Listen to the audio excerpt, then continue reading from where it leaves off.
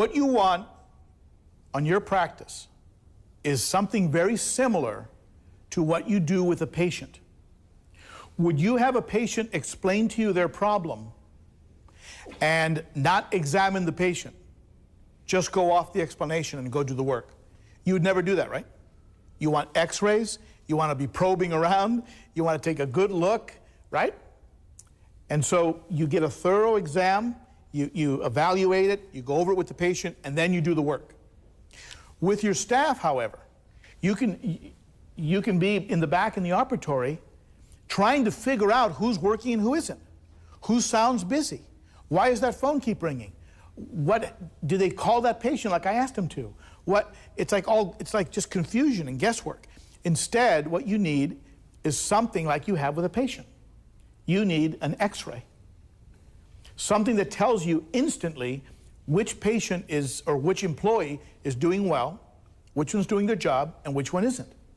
This is called management by statistics.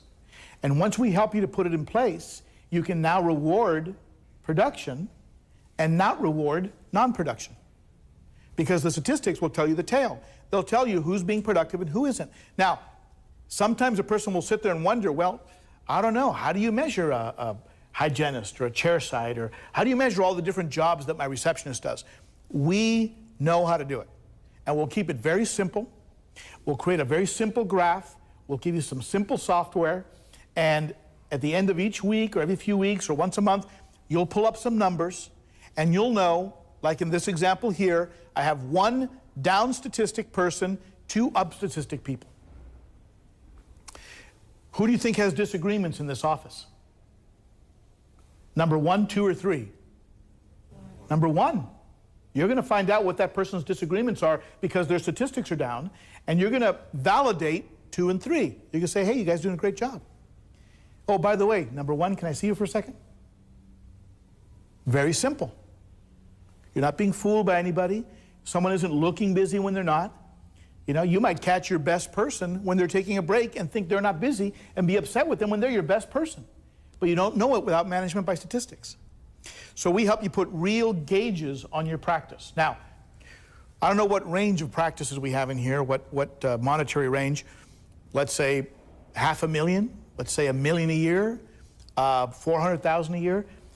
These are valuable assets. If you had $1 million piece of equipment, would you want gauges on it? If you bought a car, let's say a car, right? $50,000 car. Do you want gauges?